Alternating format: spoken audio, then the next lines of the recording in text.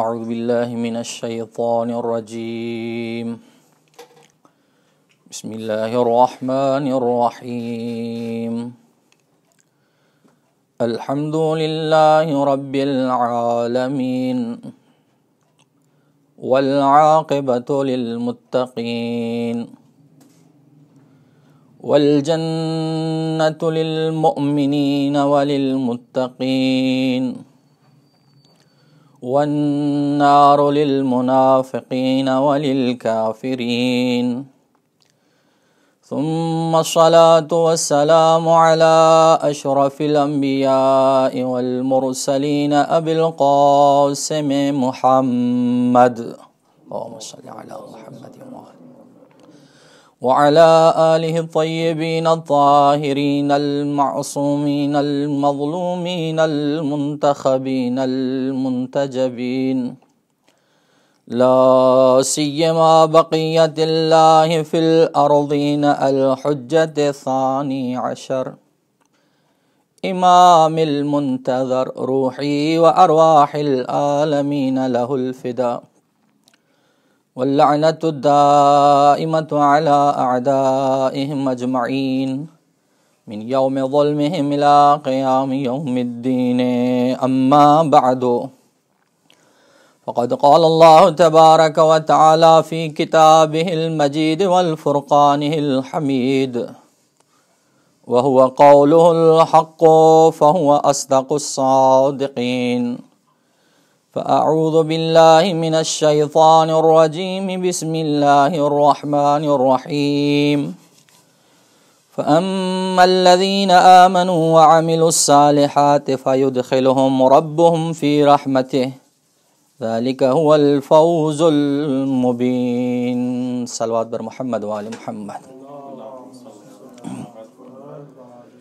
حسب دستور ہمیشہ ہم جن بانیان کی طرف سے مجلس کا انعقاد کیا جاتا ہے سحری اور افطاری کا، ان کے مرحومین کے لیے شہداء ملت جعفریہ اور بالخصوص وہ مرحومین و مرحومات جن کے لیے دنیا میں کوئی فاتحہ پڑھنے والا وارث موجود نہیں ہے، ایک مرتبہ سورہ الحمد، 3 مرتبہ سورہ توحید کی تلاوت کریں گے۔ بسم اللہ الرحمن الرحیم الحمد للہ رب العالمین الرحمن الرحیم مالک یوم الدین إياك نعبد وإياك نستعين اهدنا الصراط المستقيم صراط الذين أنعمت عليهم غير المغضوب عليهم ولا الضالين بسم الله الرحمن الرحيم قل هو الله أحد الله الصمد لم يلد ولم يولد ولم يكن له بسم الله الرحمن الرحيم قل هو الله أحد الله الصمد لم يلد ولم يولد ولم يكن له كفوا أحد بسم الله الرحمن الرحيم قل هو الله أحد الله الصمد لم يلد ولم يولد ربنا آتنا في الدنيا حسنة وفي الآخرة حسنة وقنا عذاب النار اللهم صل على محمد وآل محمد وعجل فرجهم۔ دعا گو ہیں خداوند عز و جل تمام مومنین و مومنات اور جہاں جہاں تک میری یہ آواز جا رہی ہے، اللہ سبحانہ و تعالیٰ ان تمام مومنین کے روزوں کو، افطاریوں کو، سحریوں کو، تلاوتوں کو، عبادتوں کو، دعاؤں کو اپنی بارگاہ میں شرف قبولیت عنایت عطا فرمائے۔ کیونکہ عشر رحمت ہے، اسی عنوان سے کل کا جو میرا موضوع گفتگو ہے وہ رحمت الہی ہے۔ کل کی جو ہماری گفتگو تھی اہمیت رحمت کیا ہے، اور ہماری جو گفتگو کا سلسلہ تھا اسباب رحمت بیان کر رہے تھے۔ سب سے پہلا سبب کہ جس سے انسان رحمت الہی کو اپنے حال میں شامل کر سکتا ہے، وہ ہم نے کل بیان کیا تھا کہ ادب اور احترام، اور جس آیہ کریمہ کو ہم نے موضوع سخن قرار دیا ہے وہ سورہ مبارک جاثیہ کی 30 نمبر آیت ہے۔ وہ کہ جو ایمان لے آئے اور اعمال صالحہ کو بجا لاتے ہیں، ان قریب ان کا رب انہیں اپنی رحمت میں لے لے گا۔ یعنی ایمان اور عمل صالح شرط ہے رحمت الہی کو پانے کے لیے۔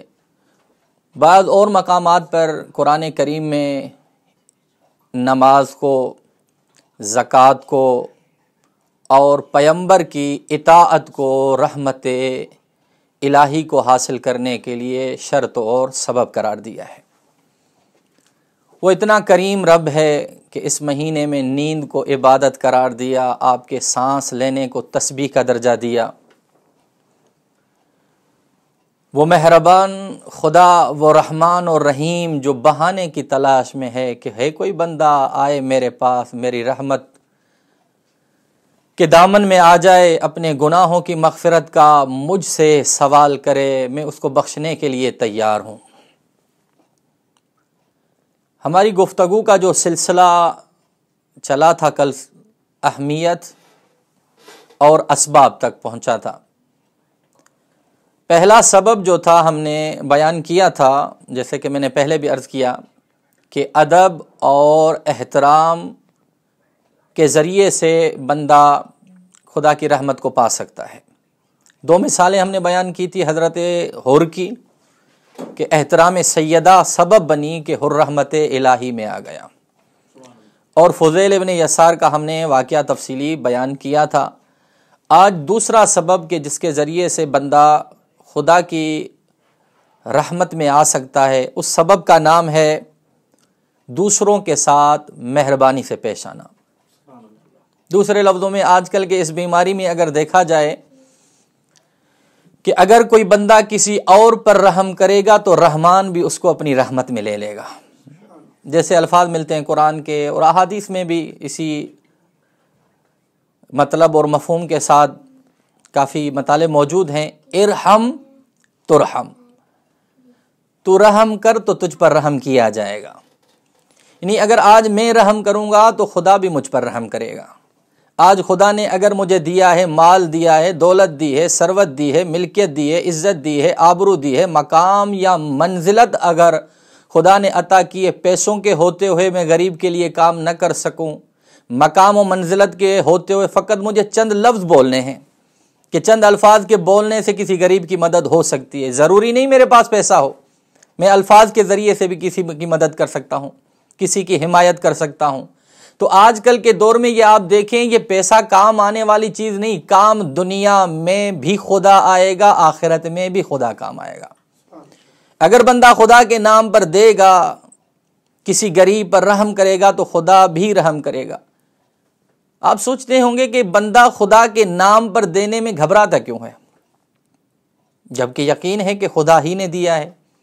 جب خدا نے دیا ہے تو خدا کے نام پر کیوں نہیں دیتا؟ شاید اس کا سبب یہ ہے کہ بندہ اپنے آپ کو مال کا حقیقی مالک سمجھ بیٹھا ہے، اس کو مال جاتے ہوئے نظر آتا ہے۔ لیکن وہ بندہ خدا جس کا یہ یقین ہو کہ جس نے دیا ہے اگر اسی کے نام پر خرچ کروں گا تو دوبارہ وہی دے گا، ایک کے بدلے میں 10 دے گا، تو وہ بندہ خدا کی راہ میں مال تو دور کی بات ہے، جان دینے سے بھی نہیں گھبراتا۔ کیوں؟ اس لیے کہ اس کا نظریہ ہوتا ہے جان میری جان نہیں، جان خدا کی جان ہے۔ تبھی تو خودکشی حرام ہے۔ خودکشی کیوں حرام ہے؟ بھائی میری جان نہیں، تیری جان نہیں ہے۔ یہی تو اشتباہ ہے کہ تو جان کا اپنے آپ کو مالک سمجھ بیٹھا ہے۔ مال دینے میں بھی بندہ گھبراتا ہے، کیوں؟ اس لیے کہ حقیقت میں وہ مالک سمجھتا ہے۔ اگر آپ سورہ مبارکہ واقعہ کی تفسیر کو پڑھیں جو آیت اللہ العظمیٰ آغا یہ دستغیب علیہ الرحمٰن نے لکھا ہے، اس میں ایک مختصر سا واقعہ ہے۔ کسی صحابی کے گھر میں ایک کھجور کا درخت تھا، وہ جھکا ہوا تھا دوسرے صحابی کے گھر کی طرف۔ تو صحابی کیا کرتا تھا، جب کھجور کے دانے وہ گرتے تھے تو وہ اپنی آگوش میں جمع کر کے اس صحابی کے گھر پہنچا کے آتا تھا۔ ایک دن دیکھا اس کا بیٹا کھجور کھانے والا تھا، یہ پہنچ گیا۔ کہا بیٹا تجھے پتہ نہیں اس کے ہم مالک نہیں، پڑوسی کی ملکیت ہے، اس کی رضایت نہیں۔ وہ تمام کی تمام کھجور لے کر اس بار پیغمبر کی خدمت میں حاضر ہوا، اور حاضر ہو کر کہا یا رسول اللہ میں اس پڑوسی کے کھجور کے درخت سے تنگ آ چکا ہوں۔ آج تو یہاں تک نوبت پہنچ چکی تھی کہ میرا بیٹا کھجور کھانے والا تھا، آپ اس کا حل کیجئے۔ اللہ کے حبیب نے اس صحابی کو بلوایا کہ جس کا درخت تھا، کہا کیا یہ درخت مجھے بیچے گا؟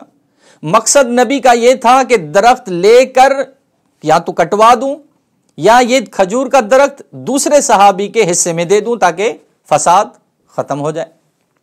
تو اس شخص نے کہا میں یہ کھجور کا درخت نہیں بیچوں گا۔ کسے کہا؟ سرور انبیاء کو۔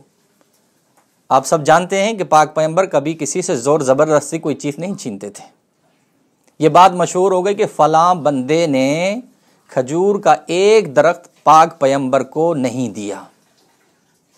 کسی ایک ایسے بندے کے کانوں تک یہ بات پہنچی جو تمام نایاب نسل کے باغات کا مالک تھا۔ وہ اس شخص کے پاس آیا، کہا تجھے پتا ہے میں باغات کا مالک ہوں، نایاب نسل کے کھجور کے درخت ہیں میرے باغات میں، جو باغ چاہیے لے لے، یہ ایک درخت مجھے ان کے بدلے میں دے دے۔ اس نے کہا ٹھیک ہے، معاملہ ہو گیا، ایک باغ دے کر ایک درخت کو لیا، پاک پیغمبر کی خدمت میں آئے اور آ کر کہا یا رسول اللہ، اس نے ایک درخت نہیں دیا، میں نے پورا باغ دے کر ایک درخت لیا ہے، آپ قبول فرمائیں۔ یا رسول اللہ میرے لیے اجر ہے؟ اللہ کے حبیب نے 3 بار فرمایا لکل جنہ لکل جنہ لکل جنہ، تجھ پر جنت واجب ہے، تجھ پر جنت واجب ہے، تجھ پر جنت واجب ہے۔ آیت اللہ العظمیٰ آغاز دستگیب اب نتیجہ دے رہے ہیں کہ اس نے ایک درخت نہیں دیا، اس نے ایک باغ دے کر ایک درخت لیا۔ سبب کیا تھا؟ کا سبب یہ تھا وہ ایک درخت کا اپنے آپ کو حقیقی مالک سمجھ رہا تھا، لیکن وہ جس نے باغ دیا وہ اپنا حقیقی مالک نہیں سمجھ رہا تھا۔ وہ کہتا جن کے صدقے میں ملا ہے انہی کو دے رہا ہوں، یہ تو ایک باغ ہے، کئی باغ مجھے مل جائیں گے۔ سو اس نے ایک درخت نہیں دیا، کیوں؟ اس لیے کہ وہ اپنے آپ کو حقیقی مالک سمجھ رہا تھا۔ تو اللہ کے نام پر دینے میں وہ گھبراتا ہے جو اپنے آپ کو حقیقی مالک سمجھتا ہے۔ لیکن اگر بندہ یہ سمجھ لے کہ میں امین ہوں، یہ جسم ہو، یہ صحت ہو، یہ سلامت ہو، یہ اعضاء ہو، یہ جوارح ہو، میں ان کا مالک نہیں ہوں، یہ میرے پاس امانت ہے، مالک حقیقت میں خدا ہے، تو وہ بندہ نہ اپنے جان کی پرواہ کرتا ہے، نہ اپنے مال کی پرواہ کرتا ہے، نہ اپنی ملکیت کی پرواہ کرتا ہے۔ اگر اس کی نظر میں ہوتی ہے تو خدا کی رضایت مد نظر ہوتی ہے۔ تو اگر کوئی بندہ کسی پر رحم کرتا ہے، ارحم ترحم، اگر آج تم رحم کرو گے تو تم پر بھی رحم کیا جائے گا۔ سو پہلا سبب کل بیان کیا۔ دوسرا سبب یہ ہے کہ دوسرے لوگوں کے ساتھ نرم دلی سے پیش آؤ، دوسروں کے ساتھ مہربانی سے پیش آؤ۔ یہاں تک کہ پاک پیغمبر فرماتے ہیں من لا یرحم الناس، جو لوگوں پر رحم نہیں کرتا، لا یرحمہ اللہ، تو خدا بھی اس پر رحم نہیں کرتا۔ دوسری جگہ پر ارشاد نبی کونین ملتا ہے من رحم ولو ذبیحۃ عصفور، جو شخص رحم کرتا ہے یہاں تک کہ کسی چڑیا کے لاشے تک رحم کرتا ہے، اس کی بے حرمتی نہیں کرتا، اس کا احترام کرتا ہے، اس پر رحم کرتا ہے، رحمہ اللہ یوم القیامہ، خداوند تبارک و تعالی قیامت کے دن اس پر رحم کرے گا۔ دنیا میں تو بہانے بن جاتے ہیں، بہت سارے رشتہ دار عزیز و اقارب آ کر احوال پرسی کر لیتے ہیں، مشکلات میں کام آ جاتے ہیں۔ اصل مرحلہ ہے مرنے کے بعد قبر کا مرحلہ، اور قبر کے بعد قیامت کے دن جو بندے پر سخت ترین لمحہ آنے والا ہے، وہ انسان کے لیے مشکل لمحات ہیں۔ تو اگر بندہ کسی پر رحم کرتا ہے تو خدا بھی اس کو قیامت کے دن اپنی رحمت کے آغوش میں لے لے گا۔ تیسرا سبب روزے داری ہے، یعنی اگر کوئی بندہ چاہتا ہے کہ میں خدا کی رحمت میں آ جاؤں، خدا کی رحمت کو پالوں، خدا کی رحمت واسعہ کو حاصل کر لوں، تو اس کے لیے ضروری ہے کہ وہ روزہ رکھے، کہ جس کے لیے 8ویں امام ہمیں فرماتے ہوئے نظر آتے ہیں شہر رمضان شہر البرکہ شہر الرحمہ، ماہ مبارک جو رمضان ہے یہ برکت کا مہینہ ہے، یہ رحمت کا مہینہ ہے۔ اور اب ہم سب جانتے ہیں کہ خدا نے اس رمضان کی ابتدا ہی اپنی رحمت سے کی ہے۔ سو انسان اگر چاہے، آپ دیکھیں اگر کوئی بندہ گناہ کرتا ہے تو گناہ کے ذریعے سے خدا کا غضب اس پر نازل ہوتا ہے، جب خدا کا غضب اس پر نازل ہوتا ہے تو وہ خدا کی رحمت سے دور ہو جاتا ہے۔ اگر کوئی بندہ چاہتا ہے کہ میں خدا کی رحمت کو حاصل کر لوں، وہ روزہ رکھے، روزہ کے ذریعے سے وہ بندہ رحمت الہی کو حاصل کر سکتا ہے۔ چوتھا سبب جو ہے وہ ہے استغفار اور توبہ۔ اگر ہم چاہتے ہیں کہ خدا کی رحمت ہمارے شامل حال ہو جائے تو استغفار سے کام لیں، توبہ سے کام لیں۔ وہ تو خدا کہتا ہے مجھ سے مانگو میں دینے کے لیے تیار ہوں، مجھ سے مانگو، مجھ سے دعا کرو میں دینے کے لیے تیار ہوں. یہاں تک کہ قرآن میں ارشاد رب العزت ملتا ہے لولا تستغفرون اللہ لعلکم ترحمون.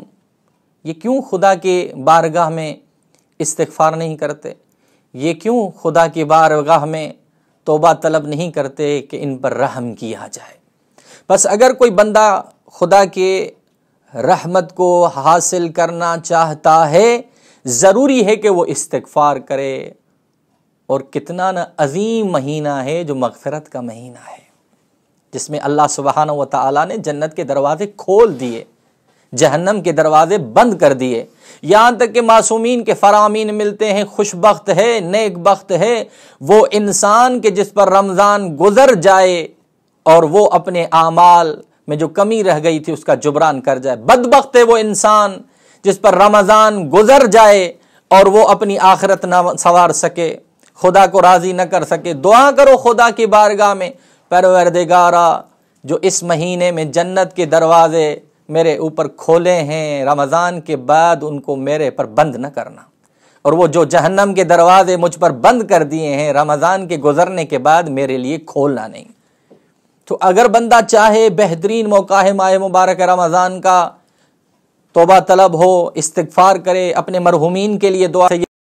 اگر چاہتے ہو تمہاری دعا قبول ہو تو مومن کے غیر موجودگی میں اس کے حق میں دعا کرو. عرفہ کا میدان تھا، ایک بندہ تھا سجدے میں پڑا ہوا، یا اللہ یا رحمان یا غفار کی تسبیح کر رہا تھا، آہو بکا کر رہا تھا. کسی سننے والے نے سنا، اس کے قریب آیا، اس کے مانگنے کا طریقہ عجیب تھا. جیسے قریب پہنچا کہا میرے تعجب کی حد نہ رہی، اس حالت، اس کنڈیشن اور اس کیفیت میں بھی یہ بندہ اپنے لیے کچھ نہیں مانگ رہا. جیسے سجدے سے فارغ ہوا، اور مقام کون سا؟ عرفہ کی زمین، ایسی عظیم جگہ پر بھی اپنے لیے کچھ نہیں مانگ رہا، آہو بکا کر رہا ہے، گریہ کر رہا ہے، خدا کو اس کے اسماء الہی سے پکار رہا ہے. جیسے سجدے سے فارغ ہوا کہا یار پہلے تمہارے بلانے کا طریقہ بڑا عجیب و لذیذ تھا، کھینچتا ہوا میں تیرے قریب آ گیا. جیسے قریب پہنچا اپنے لیے کچھ نہیں مانگا. کا چھٹے امام کا فرمان ہے جو بندہ کسی مومن کی غیر موجودگی میں دعا کرتا ہے خدا اس کی دعا کو بھی قبول کرتا ہے، دعا مانگنے والے کی دعا کو بھی قبول کرتا ہے. تو اگر میں اپنے لیے مانگوں کوئی گارنٹی نہیں کہ خدا قبول کرے کہ نہ کرے، لیکن امام نے سند دی ہے، تضمین دی ہے کہ اگر کوئی مومن کی غیر موجودگی میں دعا کرے گا تو خدا اس کی دعا کو بھی قبول کرے گا اور جس کے لیے دعا کی ہے اس کی دعا کو بھی قبول کرے گا. تو یہ یہاں پر جو دعائیں کی جاتی ہیں ان مومنین کے لیے دعائیں کی جاتی ہیں جو یہاں موجود نہیں ہیں، ہم ان کو پہچانتے بھی نہیں ہیں. یہ ایک بہترین جگہ ہے، وہ بھی قم المقدس کی سرزمین کے جہاں پر جو ہے مرحومین کو یاد کیا جائے، ان کے لیے دعائیں مغفرت کی جائے، ان کے لیے فاتحہ پڑھی جائے، ان کے لیے دعائیں کی جائیں، اور ان کی غیر موجودگی میں کہ جس کے لیے معصومین فرماتے ہیں کہ حتماً آپ کی دعا کو قبول کیا جائے گا. بس خوش قسمت ہے وہ انسان کہ جو اس مہینے میں استغفار اور توبہ طلب کرتے ہوئے خدا کی رحمت کو حاصل کر لے. اور آخری سبب جو ہے وہ ہے، یا ویسے تو 4-5 سبب اور بھی ہیں لیکن دامن وقت میں اتنی گنجائش نہیں ہوتی تمام اسباب کو بیان کیا جائے. صبر اور پائیداری. صبر ایک ایسی چیز ہے کہ جس کے ذریعے سے بندہ خدا کی رحمت کو پا سکتا ہے. جہاں پر یہ ارشاد رب العزت ملتا ہے وَبَشِّرِ الصَّابِرِينَ الَّذِينَ إِذَا أَصَابَتْهُمْ مُصِيبَةٌ قَالُوا إِنَّا لِلَّهِ وَإِنَّا إِلَيْهِ رَاجِعُونَ. بشارت دے دو ان بندوں کو، ان صابروں کو، ان صبر کرنے والوں کو، جب ان پر کوئی مصیبت آ جاتی ہے تو وہ کہتے ہیں ہم خدا کے ہیں، خدا کی طرف جانا ہے. اور اگلی والی آیت میں جو ارشاد ملتا ہے یہی وہ لوگ ہیں کہ جو خدا کی رحمت میں ہیں، یہی وہ لوگ ہیں کہ جو خدا کے فضل کو شامل کرتے ہوئے. بس اگر کوئی بندہ صبر کرتا ہے تو یہ صبر ایک ایسی چیز ہے، اگر روزہ ہے روزے میں بھی آزمائی آ جاتا ہے، صبح سے لے کر شام تک جو ہے بغیر پانی کے، بغیر کھانے کے، زبان پر کنٹرول کرنا، آنکھوں پر کنٹرول کرنا، کانوں پر کنٹرول کرنا. روزہ فقط نہ کھانے اور نہ پینے کا نام تھوڑی ہے. جیسے معصومین علیہ الصلوۃ والسلام فرماتے ہیں روزہ نہ کھانے اور نہ پینے کا فقط نام نہیں ہے. بہت سارے ایسے روزے دار ہیں کہ جن کا روزہ بھوک اور پیاس کے علاوہ اور کچھ نہیں ہے. آنکھوں کو روزہ ہونا چاہیے، ہاتھوں کو روزہ ہونا چاہیے، اعضاء و جوارح کو روزہ ہونا چاہیے. اگر یہ تمام کی تمام چیزیں ہیں اور بندہ صبر سے کام لیتا ہے تو یقیناً رحمت الہی سے وہ فیضیاب ہو جائے گا. اور آخری سبب جو اسباب الہی کو، اسباب رحمت الہی کو حاصل کرنے کا آج کی گفتگو کے اس ٹائم اور وقت کو مد نظر رکھتے ہوئے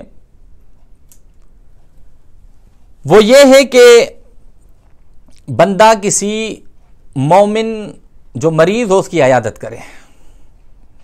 اگر بندہ کسی مومن مریض کی عیادت کرتا ہے، چاہے فون کے ذریعے سے، چاہے جانے کے ذریعے سے، اگرچہ جانے کے ذریعے سے زیادہ اجر ہے کیونکہ رحمت الہی میں غرق ہو جاتا ہے وہ بندہ جب وہ بندہ کسی مریض کے پاس پہنچتا ہے۔ جس طرح سے جو ہے ہمیں بہت ساری جو ہے وہ روایات بھی ملتی ہیں، پاک پیغمبر فرماتے ہیں من عاد مریضا فإنہ یخوض فی الرحمت، جو شخص جا کر کسی مریض کی عیادت کرتا ہے، بیمار ہو گیا مریض، یہ بندہ گیا اس کی عیادت کے لیے، تو خدا کی رحمت میں وہ غرق ہو جاتا ہے۔ آگے پیغمبر فرماتے ہیں فَإِذَا جَلَسَ عِنْدَ الْمَرِيضِ، اور جب یہ بندہ اس مریض کے پاس جا کر بیٹھتا ہے غَمَرَتْهُ الرَّحْمَةُ، تو رحمت اس کو اپنے سائے میں لے لیتی ہے۔ یہاں تک کہ پانچویں امام فرماتے ہیں اسی مفہوم کے ساتھ، تھوڑے الفاظ کے کمی اور زیادتی کے ساتھ، کہ اگر کوئی بندہ کسی مریض کی عیادت کے لیے جاتا ہے اور عیادت کے لیے جانے کے بعد وہاں پر بیٹھتا ہے تو رحمت الہی اس کو اپنے دامن میں لے لیتی ہے، رحمت الہی اس کو اپنے دامن میں لے لیتی ہے۔ اور جب یہ بندہ مریض کی عیادت کر کے وہاں سے اٹھ کر اپنے گھر کی طرف روانہ ہوتا ہے تو پانچویں امام فرماتے ہیں اللہ 70,000 فرشتوں کی ڈیوٹی لگاتا ہے کہ اس بندے کے لیے استغفار کریں اور اس کو اپنی رحمت میں لے لیں، اور بشارت دیتے ہوئے یہ کہتے ہوئے جاتے ہیں مبارک ہو تجھے، تجھ پر اللہ نے جنت کو واجب قرار دے دیا۔ یعنی مریض کی عیادت اتنی اہمیت کا حامل ہے۔ اسی طرح سے اگر میں چند وہ الفاظ بیان کروں کہ جو آثار اور برکات لے آتے ہیں، رحمت الہی کے آثار کیا ہیں، اس کے برکات کیا ہیں، فقط گزرتے ہوئے 1 سے 2 منٹ میں اگر میں مرور کروں، اور یقین جانیں ہم مال کی طرف، ملکیت کی طرف، دولت کی طرف، مقام کی طرف، منزلت کی طرف، شہرت کی طرف دوڑتے ہوئے جاتے ہیں، جبکہ ہمیں جو قرآن میں ملتا ہے وہ قرآن میں یہ ملتا ہے کہ رحمت ربک خیر مما یجمعون، اللہ سبحانہ و تعالی کی رحمت ہر اس چیز سے بہتر ہے جو یہ جمع کر رہے ہیں، یعنی مال سے بہتر ہے، ملکیت سے بہتر ہے، تمام کے تمام شہرت سے بہتر ہے۔ یعنی اگر آپ چاہتے ہو کہ اچھی چیز آپ کو ملے جس کا کوئی نعم البدل نہ ہو، وہ رحمت الہی ہے۔ یہی تو سبب ہے کہ ہم جب الحمد کو پڑھتے ہیں تو الحمد میں الحمدللہ رب العالمین الرحمن الرحیم مالک یوم الدین ایاک نعبد و ایاک نستعین اہدنا الصراط المستقیم، رحمان بھی کہا، رحیم بھی کہا، مالک یوم الدین بھی کہا، اس کی حمد بھی کی، اس کے بعد ایک چھوٹی سی دعا اہدنا الصراط المستقیم، ہمیں صراط مستقیم پر قائم رکھنا۔ بھائی ہمیں دولت چاہیے، اولاد چاہیے، ہمیں اچھے رشتے چاہیے، ہمیں مال چاہیے، ہمیں ملکیت چاہیے، اہدنا الصراط المستقیم مطلب کیا؟ یعنی فقط خدا، رحمت خدا، فقط خدا۔ اس کی تفسیر امام حسین علیہ السلام نے دعائے عرفہ میں فرمائی تھی کہ پروردگارا تو جسے مل گیا اسے سب کچھ مل گیا، تو جسے نہ ملا اسے کچھ نہ ملا۔ یعنی اگر خدا کی رحمت مل جائے بندے کو، خدا کی رضا اگر مل جائے تو کائنات کی تمام چیزیں اس بندے کے پاس سمٹ کر آ جاتی ہیں۔ لیکن اگر کوئی بندہ خدا کی رحمت سے دور ہے تو سمجھ لیں کہ وہ بندہ دنیا میں بھی خسران میں ہے، آخرت میں بھی خسران میں ہے۔ کیونکہ دامن وقت میں گنجائش نہیں، فقط 1 سے 2 آثار رحمت الہی کو بیان کرتے ہوئے آج کی گفتگو کو سمیٹوں۔ سب سے پہلا اثر رحمت الہی کا یہ ہے کہ بندہ گھاٹے سے رہا ہو جاتا ہے، خسران سے باہر آ جاتا ہے، نقصان سے باہر آ جاتا ہے۔ جس طریقے سے قرآن میں آیات الہی ملتی ہیں فلولا فضل اللہ علیکم ورحمتہ لکنتم من الخاسرین، اگر تم پر خدا کا فضل اور اس کی رحمت نہ ہوتی تم خاسرین میں سے ہو جاتے۔ دوسرا اثر اور آثار میں سے دوسرا اثر یہ ہے کہ بندہ تزکیہ نفس حاصل کر لیتا ہے، جیسے ارشاد رب العزت ملتا ہے لولا فضل اللہ علیکم ورحمتہ ما زکا، اگر خدا کا فضل اور خدا کی رحمت نہ ہوتی تو تم تزکیہ نفس نہ کر پاتے، تم پاک نہ ہو پاتے۔ یہ خدا کا فضل اور رحمت ہی تو ہے کہ تمہیں پاک کر رکھا ہے۔ اسی طریقے سے بندہ خدا کے جو رحمت میں آ جاتا ہے وہ شیطان کے دام سے باہر آ جاتا ہے، اس کے جال سے باہر آ جاتا ہے۔ بس اگر کوئی بندہ خدا کی رحمت کو حاصل کرنا چاہتا ہے، جو اسباب میں نے آپ کی خدمت میں بیان کیے، تمام کے تمام اسباب تو نہیں تھے، لیکن چند اسباب کی طرف میں نے اشارہ کیا، اور اس کی رحمت کے آثار اور علامات میں سے چند، اس سے بڑی اور کیا نعمت ہو کہ آپ شیطان کے جنگل سے باہر نکل آئیں، گھاٹے سے باہر نکل آئیں۔ دنیا کا عام تاجر، دنیا میں جو تاجر ہوتا ہے وہ دنیا تجارت کو دیکھتا ہے کہ نفع ہوا یا نقصان ہوا، لیکن جو مادی دنیا سے ہٹ کر معنوی اور روحانی دنیا کا سفر کرتا ہے، اس کی نظر میں یہ چیزیں نہیں ہوتی، اس کی نظر میں ہوتی کہ خدا مجھ پر راضی ہو جائے۔ جس طریقے سے آپ اور ہم نے سن رکھا ہے بزرگان سے کہ ہمیں ملتا ہے کہ ایک بندہ تھا، امام سے آ کر کہا مولا میرے لیے استخارہ فرمائیے کہ میں سفر پر جاؤں یا نہ جاؤں۔ مولا نے کہا نقصان ہے۔ یہ کہا آج جا کے دیکھتا ہوں۔ گیا، تجارت کے لیے بہت نفع ہوا، واپس آنا، کہا مولا آپ نے کہا تھا نقصان ہوگا، میں گیا اور مجھے تو فائدہ ہوا۔ مولا نے فرمایا یاد کرو فلاں ٹائم کی نماز کا ٹائم تھا اور تیری نماز قضا ہو گئی تھی تجارت کی وجہ سے۔ اب مجھے یہ بتاؤ جتنی مال اور ملکت تمہیں ملی، اگر تمام مال اور ملکت خدا کے راہ میں دو یا کسی کو دو تو اس اول وقت کا تمہیں اجر اور ثواب مل سکتا ہے جو چلا گیا۔ تو اس بندے کے نظر میں مادی دنیاوی جو ہے فائدہ مد نظر تھا، لیکن معصوم کے نظر میں، اولیاء الہی کے نظر میں جو چیز ہوتی ہے وہ خدا کی رضایت ہوتی ہے۔ دنیا بھلے ناراض ہو جائے تو ہو جائے، خدا کی ذات راضی رہے۔ اس سے بڑی اور کیا نعمت ہے کہ بندہ خدا کی رحمت میں آ جائے۔ ہاں عزیزان گرامی، یہ مغفرت کا مہینہ ہے، یہ رحمت الہی کے نزول کا مہینہ ہے، اور خدا نے اتنے سفارشی، اتنے عظیم ہستیاں ہمیں دی ہیں، اگر ہم چاہیں تو ان کے توسل اور ان کے وسیلے سے اپنے آپ کو خدا کی رحمت میں لے سکتے ہیں۔ کل میں نے عرض کیا تھا آپ اور ہم مصائب سن کر برداشت نہیں کر پاتے ہیں۔ پوچھے کوئی سید الساجدین سے، پوچھے کوئی جناب سکینہ سے، پوچھے کوئی جناب زینب سلام اللہ علیہا سے، چند قدم کے فاصلے پر ذبح ہوتے ہوئے دیکھا۔ یہی تو سبب تھا سامعین گرامی کہ امام سجاد جب تک زندہ رہے کربلا کے بچوں کو یاد کرتے ہوئے روتے رہے، بوڑھوں کو یاد کرتے ہوئے روتے رہے، جوانوں کو یاد کرتے ہوئے روتے رہے۔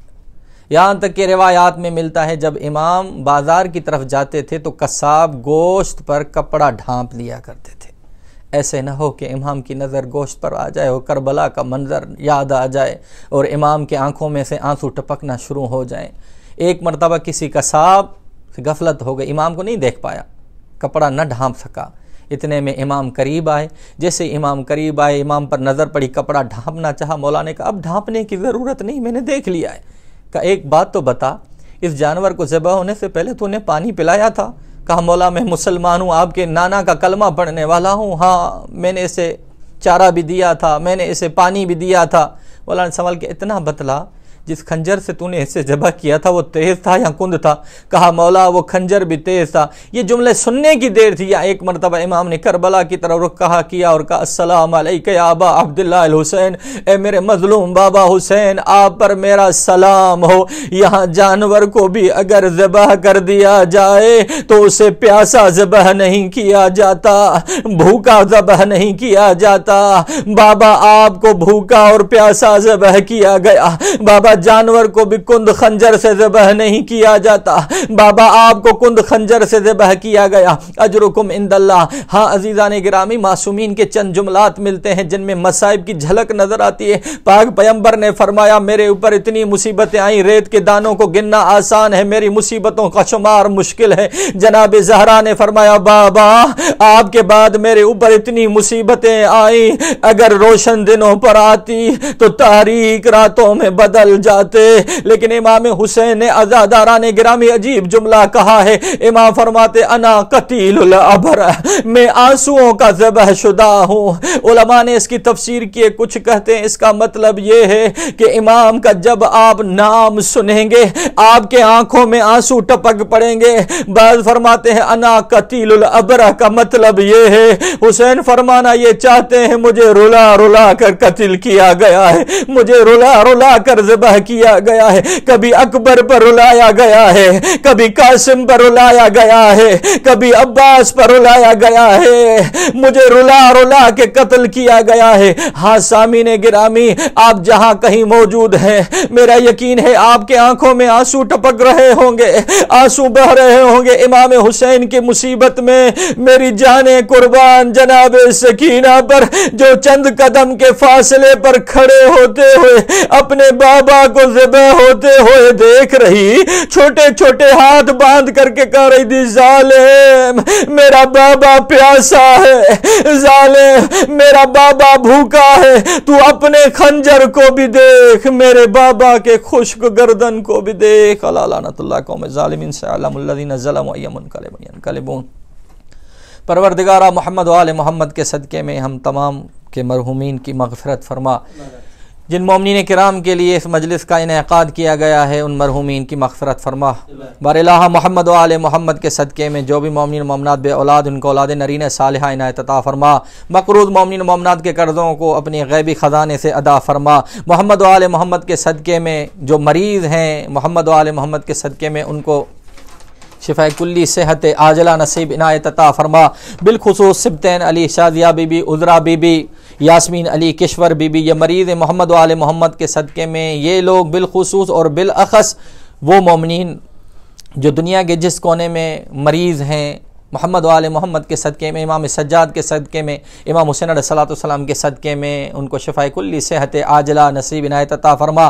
کائنات میں جہاں جہاں پر حیدران قرار کے ماننے والے اس دنیا سے دار فنا سے دار بقا کی طرف جا چکے ہیں ان کی مغفرت فرما، بالخصوص Muhammad Latif Inayat Bibi, Shahnaz Bibi, Mir Din, Rasula Bibi, Hakim Bibi, Nabi Bakhsh, کرشیر Bibi, Yaqub Ali, Latif Ali, Nazira Bibi, Manzoor Hussain, Muhammad Feroz Din, Bashira Bibi, Irshad Bibi, Sharifa Bibi, Munsif Ali, اور اسی طرح سے جو کائنات میں جہاں جہاں دنیا کے جس کونے میں مومنین کرام اس دار فنا سے دار بقا کی طرف جا چکے ہیں، ملت جعفریہ کے جو شہداء ہیں، ملت جعفریہ کے جو مرحومین ہیں، بالخصوص وہ مرحومین مرحومات مومنین مومنات جن کے لیے دنیا میں کوئی فاتح پڑھنے والا وارث موجود نہیں، بار الہ ان کی مغفرت فرما، ان کو عذاب قبر سے نجات عنایت عطا فرما، جوار اہل بیت اطہار علیہ السلام جگہ عنایت عطا فرما، حوض کوثر سے امام حسین علیہ السلام کے ہاتھوں سے ان کو جام کوثر عنایت عطا فرما، حسنین کریمین شریفین کے سرداری میں ان کو جنت فردوس میں جگہ عنایت عطا فرما، بار الہ بحق محمد و آل محمد مذہب حقہ کو ترقی عنایت عطا فرما، دشمنان اسلام، دشمنان دشمنان اہل بیت کو نیست و نابود فرما، پروردگارہ بحق محمد و آل محمد علماء حق عزاداران امام حسین علیہ السلام، مجتہدین اعظام و کرام، مومنین کرام دنیا کے جس کونے میں، بالخصوص قائد محترم رہبر معظم انقلاب کی حفاظت فرما، محمد و آل محمد کے صدقے میں امام زمانہ کے ظہور میں تعجیل فرما، ہم سب کو امام کے آوان و انصار و سپاہیوں میں سے شمار عطا فرما۔ ربنا تقبل منا انک انت السمیع العلیم بحق زہرا و بیہا و بعلہا و بنیہا و سر المستودع فیہا، اللہم صلی علی محمد و آل محمد